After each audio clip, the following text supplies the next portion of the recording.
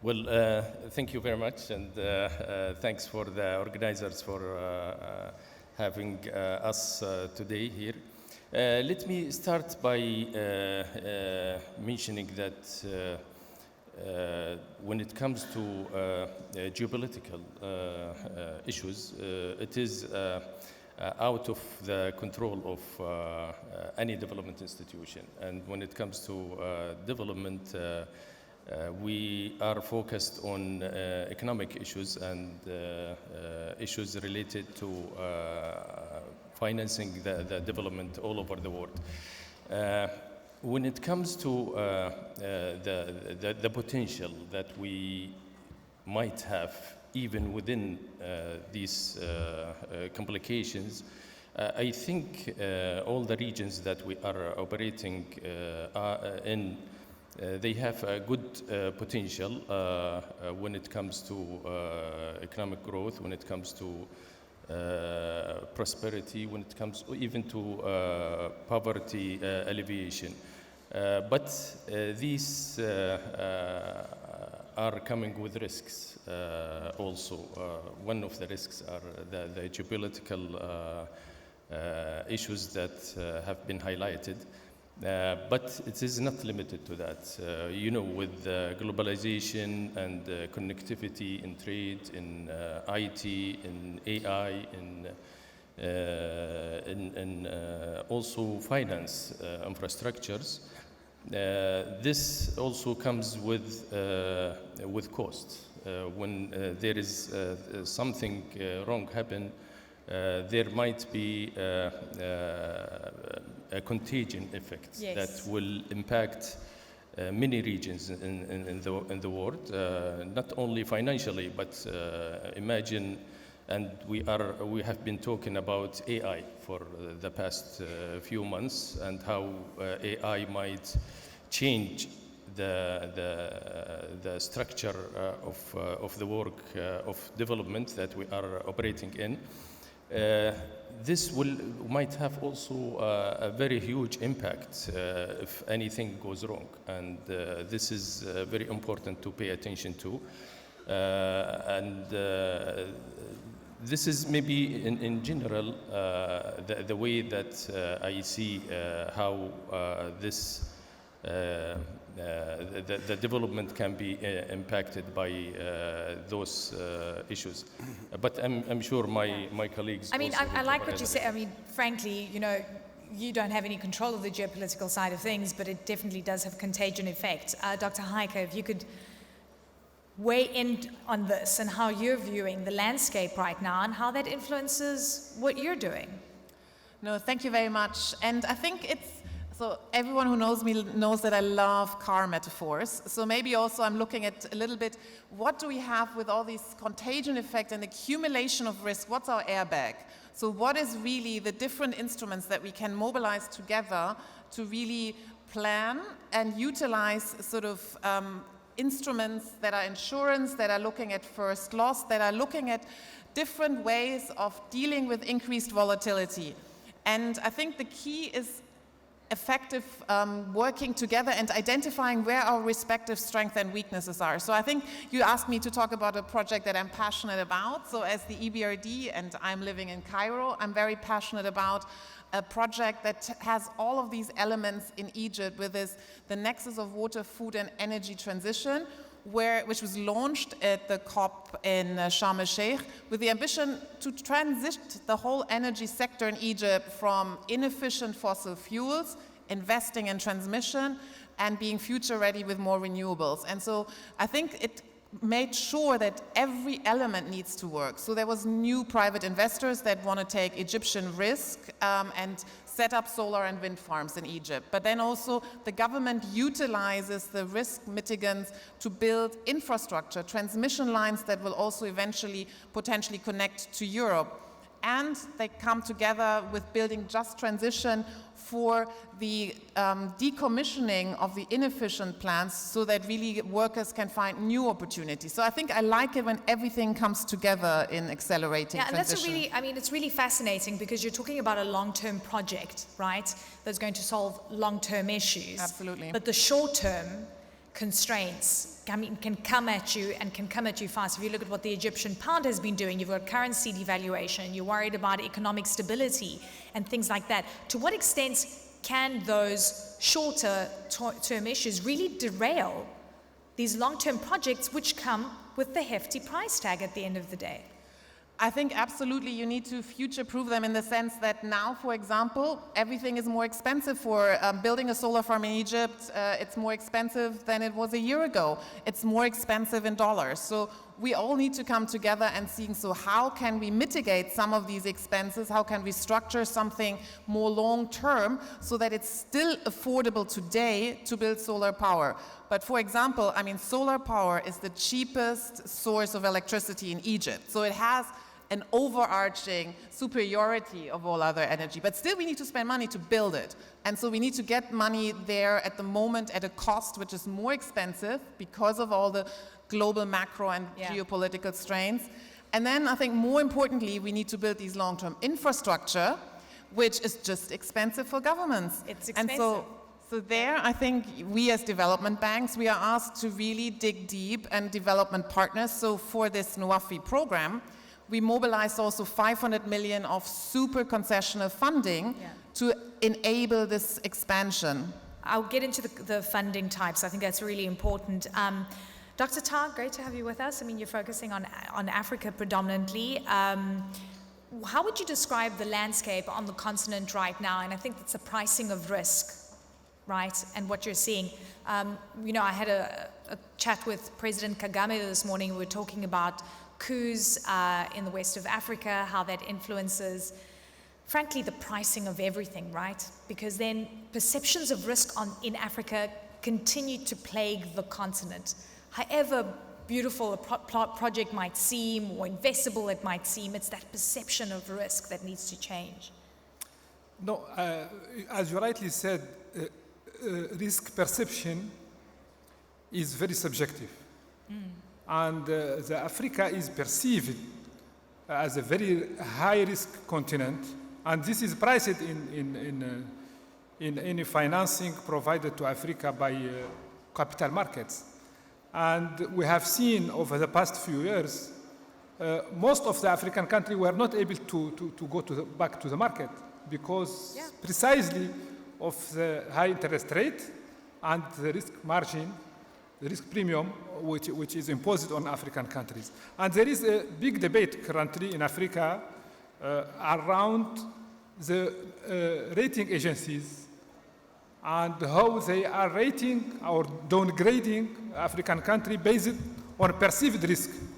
Of course, Africa is a continent of opportunities.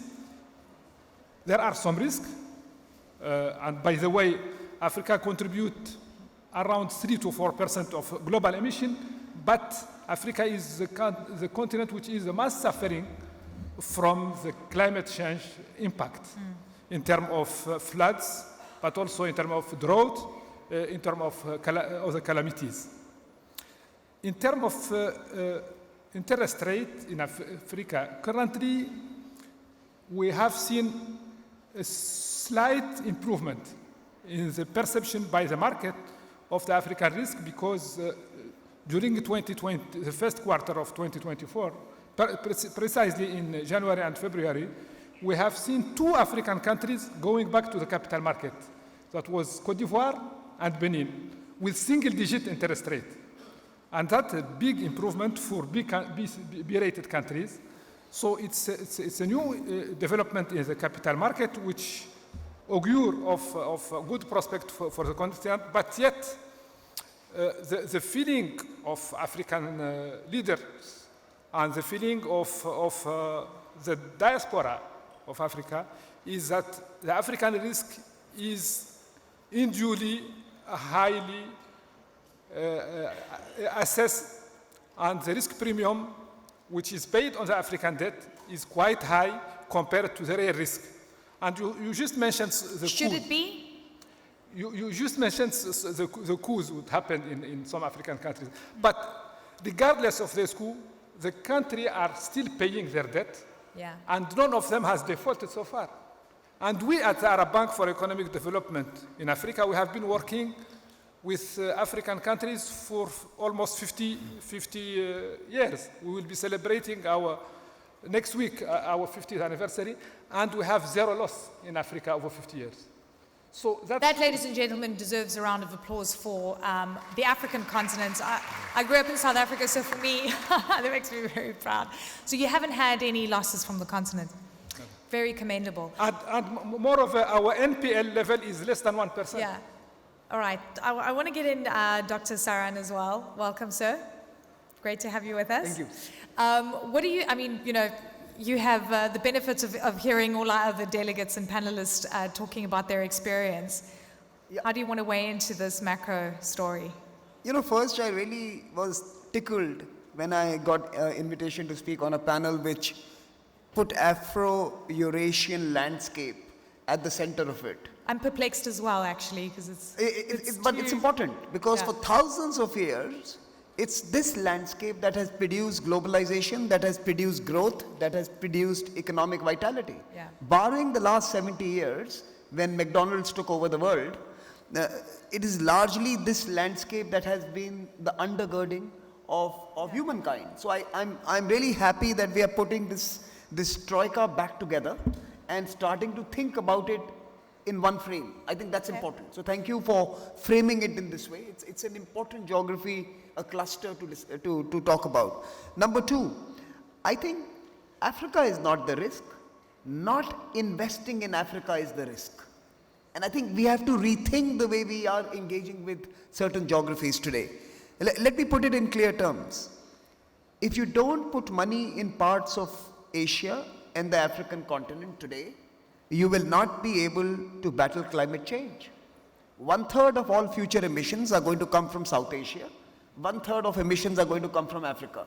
Unless 2/3 of global capital, green finance, is deployed in these geographies, you're not going to be able to achieve your climate mitigation goals. 2/3 of your emissions are going to be mitigated here. The good news, nearly 2/3 of much of these geographies are yet to be built.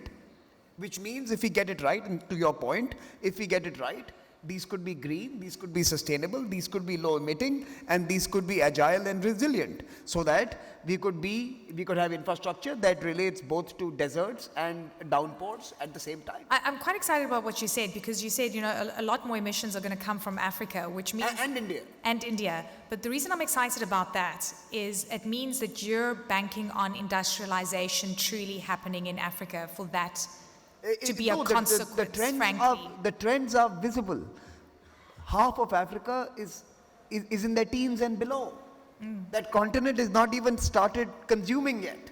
And we have to just do the maths, that we are seeing trends that tell us this is likely to be the case. And this is not based on reports coming out of Africa. These are Western scholarships predicting emission trend lines. And you are bound to see a change in lifestyles and aspirations drive up emissions if we don't get it right.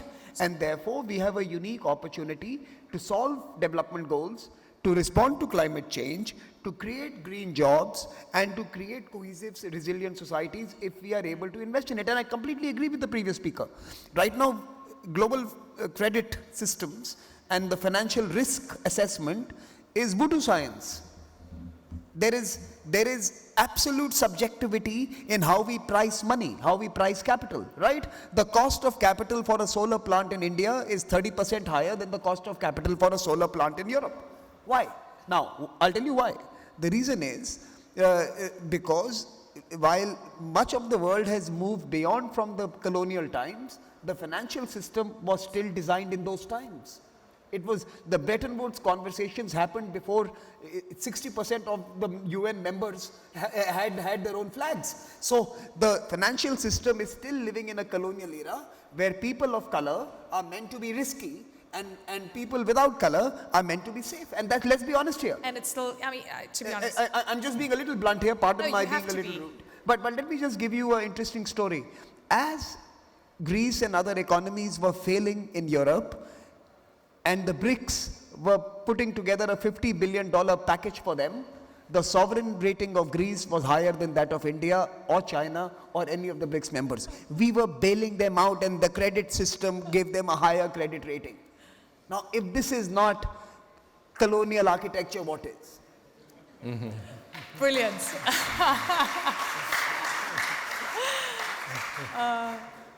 By the way, I'm also Greek, so thank you for the... I'm from everywhere, global citizen.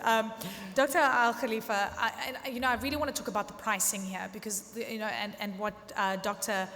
Saran was talking about. I'm passionate about the pricing structures on the continent because I see projects and economies. I speak to so many people in Africa and I just see them buckling under the servicing of the debt.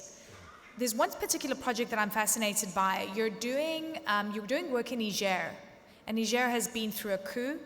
We know that there are sanctions against Niger by African countries. Nigeria stopped selling electricity to Niger.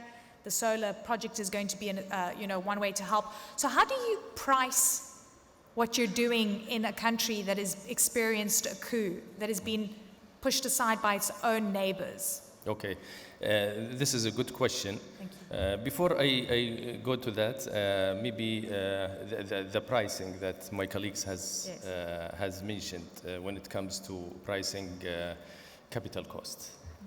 It is important to distinguish between government and private sector. And we all know that the future is private sector. Government financing is very important, but it will not be sustainable. The sustainable way of financing development is through private sector. And when it comes to private sector, this is the unfortunate fact, is the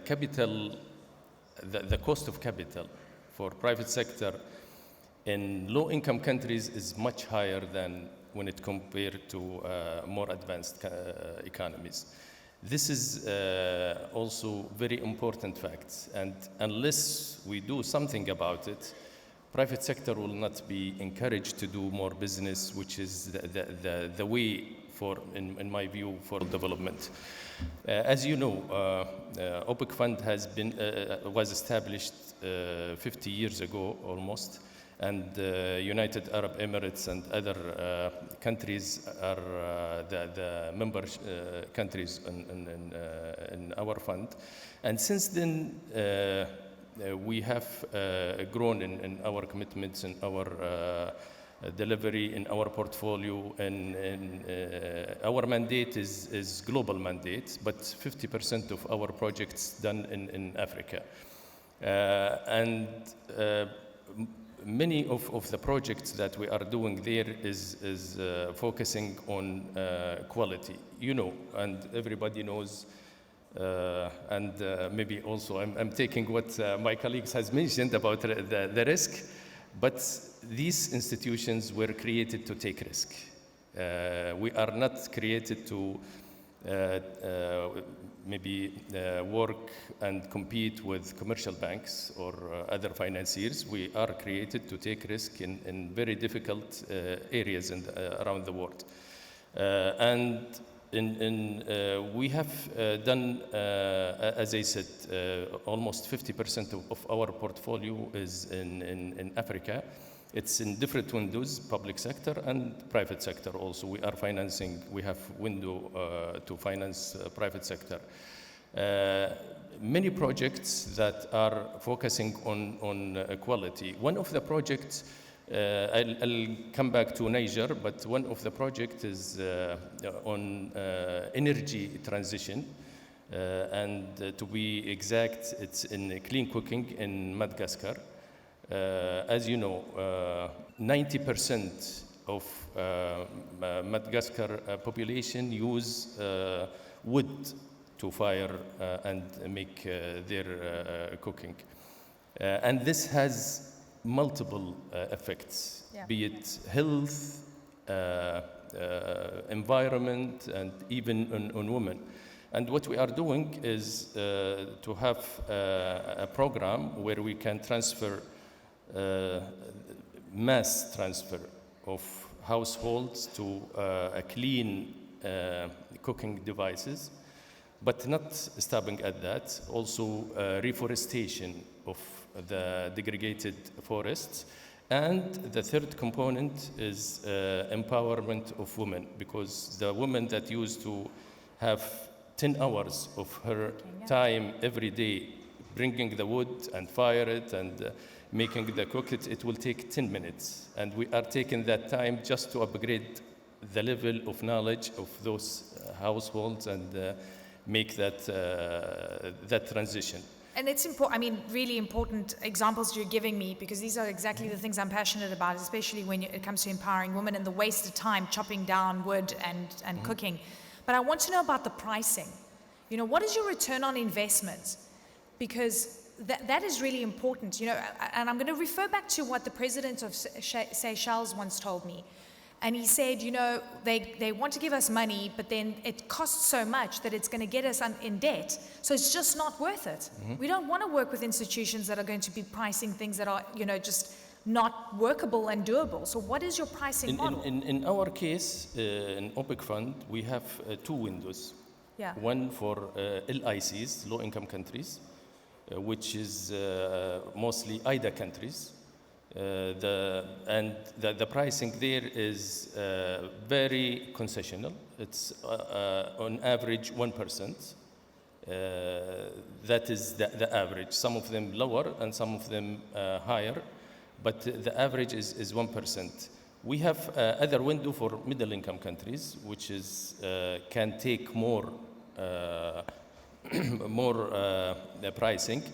This kind of pricing structure is just to ensure the sustainability of our institution. Yes. As you know, these institutions are not maximizing their profits. They are maximizing their development impact. But with that, You we need have sustainable. to, exactly. We have to have a sustainable model to ensure Okay, that. I want to move on because we've got about 8 minutes left. Heike, I want you to jump in here because I think the pricing that we spoke about, but also I want to take a step back here and look at the overall topic. It's where will economic development thrive most? So where do you see it happening? Is it Africa that you're excited the most? Is it, as Dr. Saran was saying, it's good that we, you know, putting in Eurasia and Africa, or Africa and Asia, Africa and Europe again together and piling that together and looking at opportunities. How do you see that playing out? I mean, if you look at potential growth rates, of course, they are the largest in Africa and in parts of Asia. I think, you know, Europe will never reach these growth rates again. So actually, absolutely, from a growth perspective, the future is in Asia and in Africa. And I think also we're all looking now at green investment potential. I think I definitely want to agree with, if we get it right now, we'll actually mitigate and adapt already in these big growing opportunities in a green, sustainable fashion. But I also want to say these are also the areas that would help the green transformation of these aging economies in Europe. So, I mean, the key is, for example, I mean, why, I'm just coming back to the solar example, why is solar perceived to be cheaper in Europe where the sun doesn't shine? I mean, I'm German, so it never shines. And then, Please explain to us, because you hold the key to the money. So tell us. But actually, if you look at only the project cost, you should produce the kilowatt hour in North Africa at less than $2. And so that is the most efficient way of producing solar energy. And then you should actually transport and link this green energy to economies where it's more expensive and less efficient to produce. So I think the opportunities in Africa and Asia are not just future-proofing and greening their own economies, but it is actually providing the green electricity to, you know, decarbonize all of this legacy, hard-to-decarbonize sectors that we have seen in Europe and the States. So I think definitely the focus of investment should be at these future markets. And I want to say one thing on pricing, because of course the provocative nature, but I do think we are too constrained on sovereign risks. Correct. I think we need to look at the project risk. And I think that's also what we've seen in, why can the OPEC fund work in Niger in this, because it's also looking at the project risk. And so we need to look more at private to private solutions. So why does all the electricity have to be sold to the government to sell it to the private sector? I think what we see in EBRD helping countries like Jordan, but also Egypt, to sell solar and wind from a private developer to a private company works much better. Just so my understanding is that sovereign risk, right, is priced at a certain level by the ratings agencies, and then the private sector is below the sovereign risk. The private sector can't be above the sovereign I think the rating. private sector can be a better risk we have to than the change the sovereign. way- okay. But I think we all now in our very sort of conservative model say, okay, if that's the sovereign risk, and then we add all the other risks on top of it, versus we should look at, okay, what's the project risk? And maybe the sovereign has an impact, of course, but I think we need to be a bit more flexible, a bit more tailor-made in our risk assessments. Dr. Saran, I want you to jump in here as well. So, Madam Chair, I just want, on your point and the conversation on Yes. pricing, I think there are 3 clear roadmaps that we can chase. First, I think we need to cluster many of these projects into a clutch of offerings that can then be given risk guarantees through MEGAs, through the MEGA framework or MEGA on steroid framework, where the rich countries who have not yet delivered on their $100 billion a year can actually at least offer the insurance on any non-performance. We're so behind on the $100 million a year, it's scary. Correct. So we don't need the money. Please protect your banks for the risks they take, and so that we can price it right. So I think we have to be creative in how we give guarantees to many of these large projects. That's the first. The second, of course, is what I always, something that Heike mentioned as well, is I think we need to now rethink the credit risk system completely. We have to now move the sovereign out of play, and we now have to earmark global projects of global importance, and they could be based on climate change, they could be based on sustainable development goals, and these must be global initiatives that are given a new credit risk assessment based on global importance of these particular projects. If climate risk is the largest challenge to humankind, you cannot certainly allow other risks to dilute action on that front. I agree with you. I'm just thinking, you're saying to price things differently and create... We have to price it differently. But I'm just thinking more bureaucracy and more policy, by then we'll be underwater or...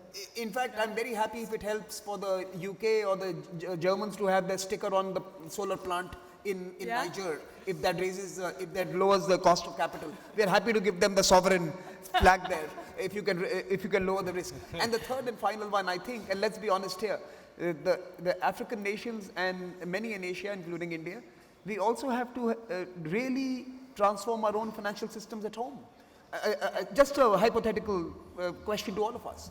If tomorrow an institution comes and tells us, here are $100 billion for green projects, do any of the countries have the capacity to absorb them, then deploy them, then distribute them? I think we have to do a lot of work at home to be able to absorb the large pool of capital. The largest ever known to humankind is coming our way. We have to be ready to use it and deploy it and produce gainfully from it for the benefit of all. A vital point. There aren't enough bankable projects, or the projects are too small. Correct. Some companies, some developmental agencies, or whoever the investor is, well, we don't look at anything below $1 billion. I mean, there aren't enough $1 billion projects on the continent, frankly. Doctor. But as in Africa currently, there are projects who can be really ready to absorb. I think the narrative about Africa is changing and changing very fast. Africans are now really in a position to absorb huge amount. Let us take Inga, for instance. Inga is a dam which can provide enough electricity for all the continent. And that need a huge amount of financing. If that financing is ready, there are currently African institutions who are ready to fund the feasibility study, to fund the daily design. And we at the Arab Bank for Economic Development for Africa, for instance, we are partnering with many African institutions, and currently we funded a study for the first electrical vehicle to be produced from African resources, because as you know, most of the resources to produce electrical vehicle are in Africa. So now, last week, we had, with some other institution in Zambia, a forum on creating a special economic zone between Zambia and DRC to be the future zone for producing electrical batteries, not only for Africa, but for the whole world. And the feasibility study has been funded by Badea, and But to sister do that, you institutions. need infrastructure, right? You need electricity, uninterrupted Electricity, for You need- instance, but food also, food. Yes. Africa has more than 65% of arable land not cultivated in the world. So you have a river everywhere.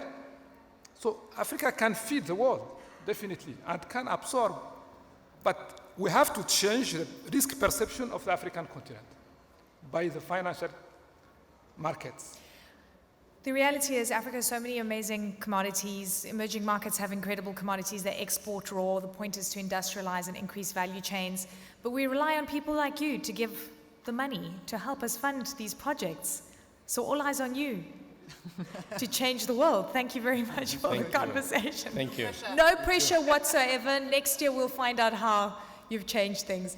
Thank you so much to all of you. Fantastic to have you on, ladies and gentlemen.